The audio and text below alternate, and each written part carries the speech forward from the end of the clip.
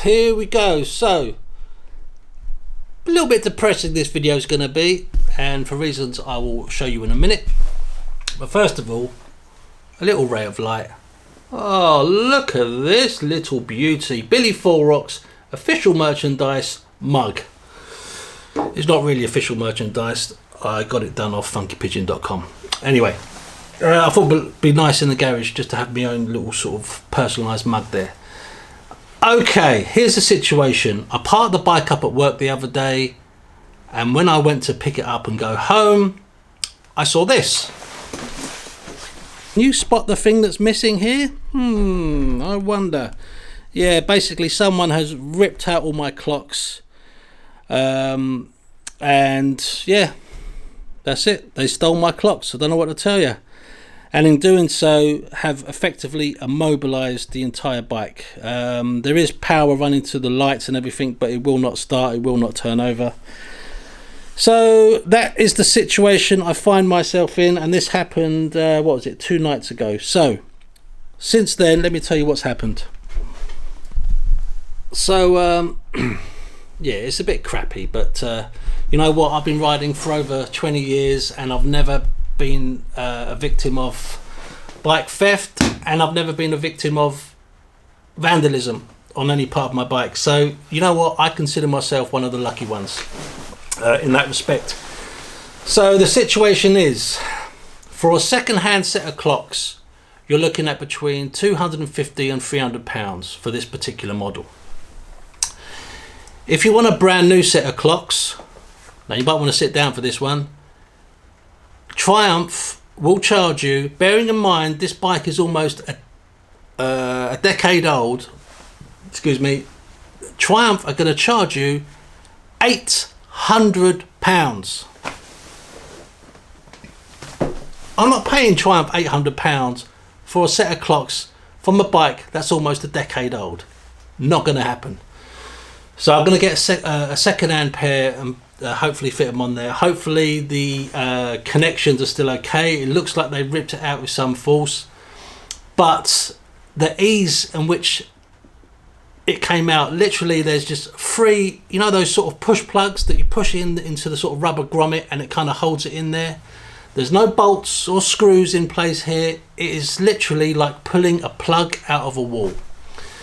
So that's the situation I'm in. I'm not going to go through the insurance because I will lose my no claims, and I'll probably end up paying more in my monthly cost. My premiums will go up as a result of that. So I'm just going to bite the bullet, take it on the chin on this one, and just get another set of clocks and fit it myself.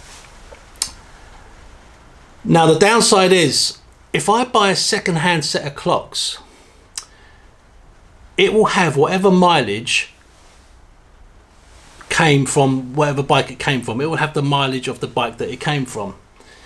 Triumph have said they cannot change the mileage on a second-hand set of clocks, but they recommend I get a new set of clocks, bearing in mind that £800, and then they'll be able to adjust the mileage on those. That's the vibe I got from the email from Triumph. They're basically saying, look, if you want to match the mileage, you've got to get a new set of clocks. It will cost you 800 quid. Not a chance, Triumph. Not a chance. You've had more than enough money out of me. I mean, I love you as a company, but your second-hand parts, not second-hand, your parts costs are just... I mean, I'm sure it's the same for all bike companies. It's just astronomical. Anyway, so, yeah, I did a bit of investigating, and there are companies out there, some that are even based in Kent where I live, that can come out to your home or your place of work and change the mileage on your clocks to match the actual mileage on your bike. The reason it's a pain, and this is the most annoying thing for me, is if you go to get your MOT done and the mileage on the clocks is different, as for example less than the mileage that's been done on your previous MOT. So this bike has done 33,000 miles. If I get a set of clocks that say 2,000 miles, where does that tally up? They're going to say, what's happened here? So I phoned up the MOT centre and I said, what is the situation? How do I get around getting an MOT done, and how does it look on the document, you know, when I come to sell it? How does that going to work?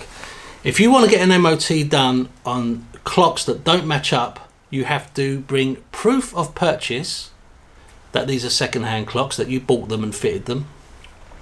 You have to bring your previous MOT certificate with the actual miles that was last recorded, and then they tally it up. They just work out the difference, and you have to do that every time you get an MOT. Let me tell you, I'm not doing that.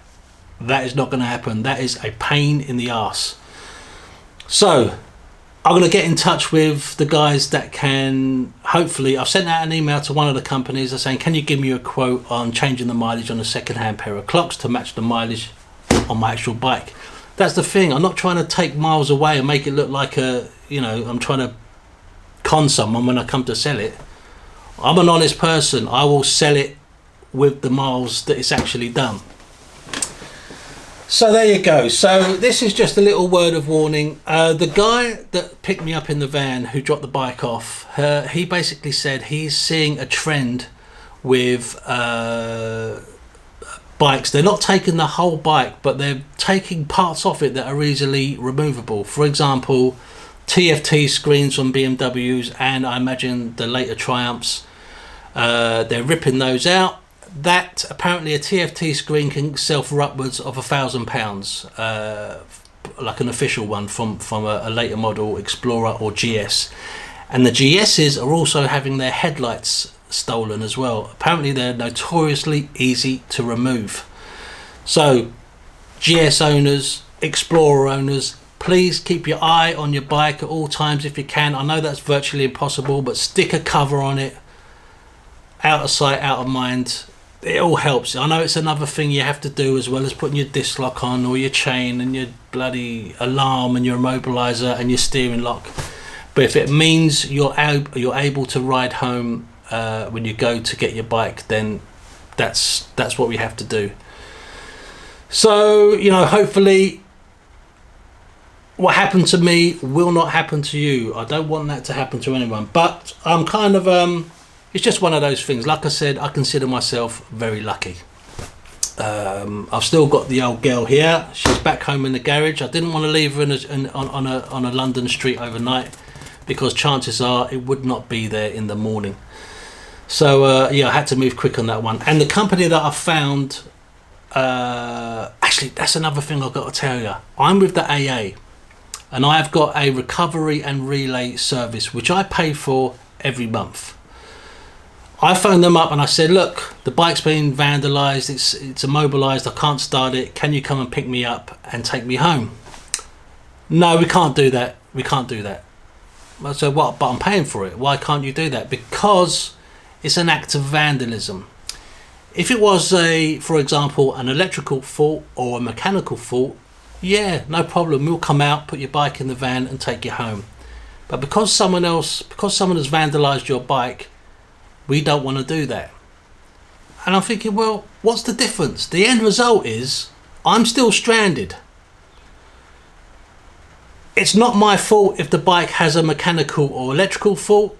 It's not my fault if my bike gets vandalised and therefore immobilised.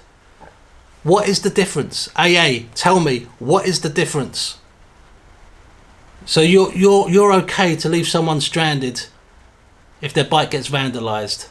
What am I paying you for? Why am I giving you money every month? I don't understand. If you can't... Anyway, that really wound me up, that did. So AA, forget it, stuff your money. I'm going to go somewhere else that can actually deliver what they promise. So there you go. Now, but AA did say, oh, we can come and pick you up, but it'll cost you £180. But I'm paying you every month. Don't get me started on that. Anyway, the AA were going to charge me 180. My insurance company are also going to charge me 180 for a pickup. So I found a company online, and they charged me, if I remember correctly, £140 to go from work to home. I said, yeah, I'm gonna give my money to people that are not going to, go out of their way to rip me off. So I shall leave the name of the company that I used today, yesterday, to come pick the bike up. They were fantastic. So there you go, that's the situation I'm in. And also, as I parked the bike up, I also noticed this.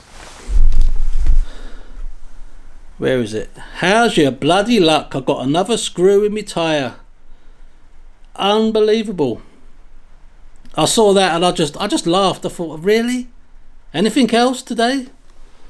Yeah, so there you go. So anyway, let's flip you around. Alright, so there you go, guys. Just a little... I don't want to be the bearer of bad news, because that's not what this channel's about. It's I'll try and be, you know, positive, and so I'm going to use this as a like a tool to pass on to other people, so it doesn't happen to you. Cover your bikes up wherever you can, and you know, hopefully learn. I don't want what's happened to me to happen to anybody else, because it sucks. It's a pain, but it's nothing that can't be fixed by chucking money at it. You know, it's just one of those things. I'm okay. The bike is fixable. So there you go, guys. Thank you very much for watching. Sorry it's a bit of a downer, but I'm happy. Like I said, I feel lucky. I'm one of the lucky ones, and I will see you all very soon, hopefully back on the road. Woo! All right, guys, take it easy. See you later on. Bye.